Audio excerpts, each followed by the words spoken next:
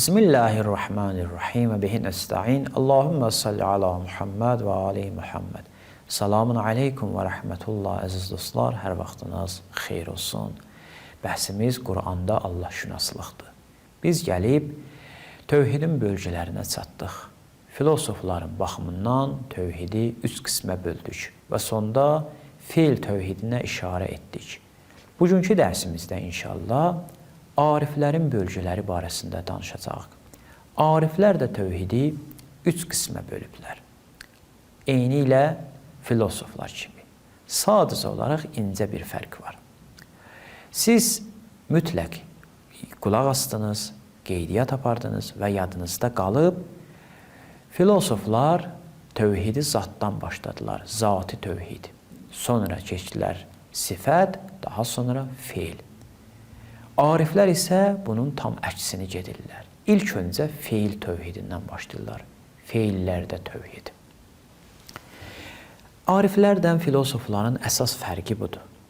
Ariflər, ilk öncə filosofları deyək. Filosoflar sadəcə əql yolu ilə bir yerə çatmaq istəyirlər. Bu metod fərqidir.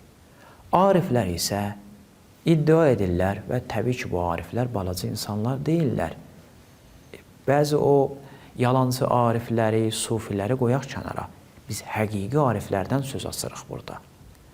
Onlar ki, ömürlərini ancaq bəndəçiliyə sərf ediblər, Allah yolunda xidmətə sərf ediblər, əsil bəndədirlər Allaha. Biz o ariflərdən söz açırıq. O ariflər bəzi şeyləri müşahidə edirlər. Ona deyərlər şuhud, vasitəsiz şəkildə, yəni ortada heç bir vasitə olmadan huzuri dərk edirlər. Bu dərk etdikləri şeyləri gətirib insanlara deyirlər bəzən. Təbii ki, o dərk etdiklərini olduğu kimi insanlara çatdıra bilməzlər. Bu, bütün vasitəsiz elmlərdə bu cürdür. Misal üçün, bir nəfər şəxs indiyə qədər acılığı dadmayıbsa, mən acılığı dadmışam. Acılığın nə olduğunu ona izah edə bilmərəm. Bəli, bəzi nişanələr deyə bilərəm, insan belə olur, özünü belə hiss eləyir, falan olur. Amma o acılıq ki, mən dadıram, o hiss ki, mən yaşayıram, o hissi qarşı tərəfə ötürə bilmərəm. O gördüyümü deyə bilmərəm, hiss etdiyimi deyə bilmərəm. Acizdir insan, gərək onu yaşaya. Bəzən olur, məsələn, bir şey ifadə edə bilmirsən, qarşı tərəf deyir ki, bəli, mən də onu təcrübə etmişəm. Çox qəribədir, adam dilə gətirə bilmir. İndi ariflər də belədirlər. O gördüklərini ki, gəlib bizə danışırlar, o olduğu kimi bizə danışa bilmirlər. Ona görə də bəzən anlaşılmazlıqlar olur, səhv yozumlar olur, səhv təfsirlər olur. Ya arif naqisdir bu bəyanında, ya da mən dərk etməkdə naqisəm. Ona görə onlar dəfələrlə deyirlər ki, bu sözlər ki deyirik, bunlar deyiləsi deyil, bunlar dadılasıdır. Gəlin dadın bunları. Çoxları çəkinirlər, danışmırlar. Danışanlar da 2 qrupa bölünür. Bəziləri incə, zərif danışırlar və simvollardan istifadə edirlər. O simvollar da bizi çaşdıra bilər. Və o, deyək ki, dərk edənlər, xüsusi insanlar onu dərk edə bilirlər. Bəziləri isə simvolsuz danışırlar və ona görə də ya çarmıxa çəkilirlər, ya dəriləri soyulur. Çünki simvollardan danışa bilmirlər. Şeir dilindən məsələn çox istifadə edirlər. Niyə? Şeir o yaşadıqlarını, gördüklərini gözəl izah edir. Çox uzatmayaq. Bu ariflərin metodu idi, gördüklərini bizə danışırlar. Onlar gəlib tövhidi bu cür başlayırlar, feildə tövhidlə. Niyə? İlk çünki müşahidə etdikləri budur. Buna görə bu müqəddiməni dedim. Onlar dərəcələrə bölürlər tövhidi. Əslində bu əməli bölgüdür. Yəni insan nəfsi paşlamaqla və özünü islah etməklə tövhidin ilk mərhələsinə çatır. O ilk mərhələ nədir? Feillərdə tövhiddir. Mənası nədir? Mənası budur ki, yəni insan görür ki, bu aləmdə Allah təbarək və teala'dan başqa heç bir varlıq təsirə malik deyil. Allahın izni olmadan heç bir varlıq təsir edə bilməz. Bunu müşahidə edir. Yəni, arifin ilk müşahidə etdiyi məsələ budur. Bu olur arifin ilk tövhiddə kəşfi, şuhudu, dərk edir bunu, yaşayır bunu. Aləmə baxır, görür ki, hamısı Allahın feilidir. Bu, bir daha da xatırladım, biz ki, burada ariflər deyirik, bu, qeyd etdiyimiz ariflərdir ki, yəni İslam arifləridir. Və bu barədə bizim hətta hədislərimiz də var ki, bu məsələni təsdiq eləyir. Bir məsələyə toxunum burada, ariflərdən filosofların fərqli cəhdinə. Əbu Səid Əbul-Xeyr adında bir arif var idi. İbn Sina bir gün gedir bu Əbu Səidin, İbn Sina da bilirsiniz də özü filosof olub. Əbu Səidin yanına. Neçə saat deyir, bunların danışığı çəkib. Heç kəs olmayıb, ikisi otaqda.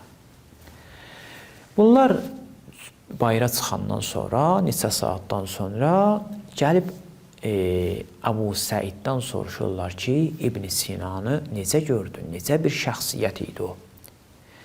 Əbu Səid deyir ki, biz gördüklərimizi o bilir. Gəlirlər İbn Sinanın yanına. Deyirlər ki, Əbu Səid barəsində nəzər nədir? Onu necə gördün? İbn Sina deyir ki, biz bildiklərimizi o görür.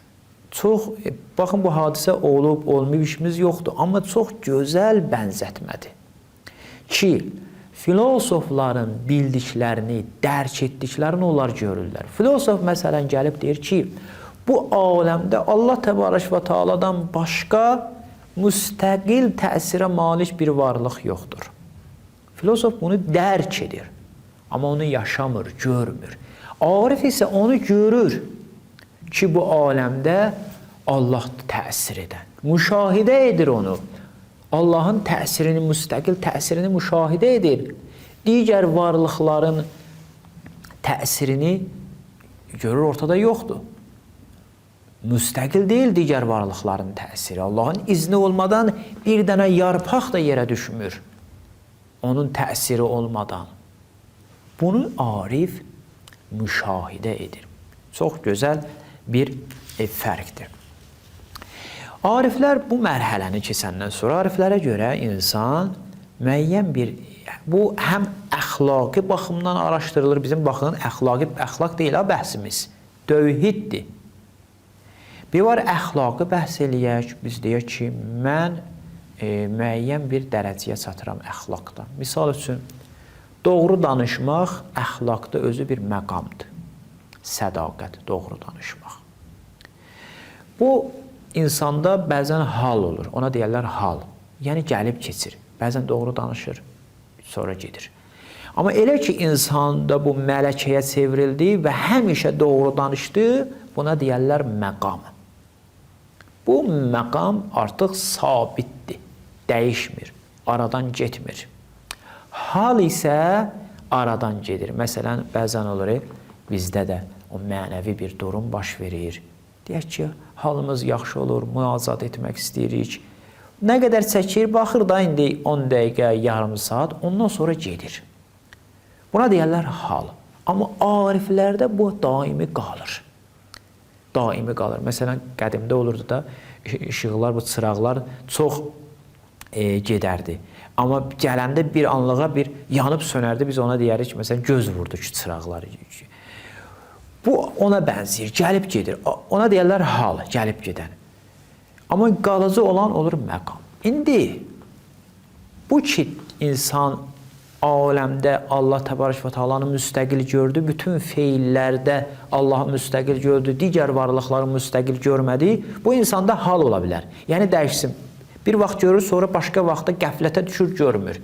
Ya məsələn, müəyyən səbəblərə görə görə bilmir. İndi, əgər insan çalışsa, zəhmət çəksə, bu insanda nəyə çevriləcək? O arifdə məqama çevriləcək. Məqama çevriləndən sonra tövhidin ikinci dərəcəsi gəlir ki, inşallah növbəti verilişimizdə danışacağıq. Vəssalamu aleykum və rəhmətullahi və bərəkatuhu.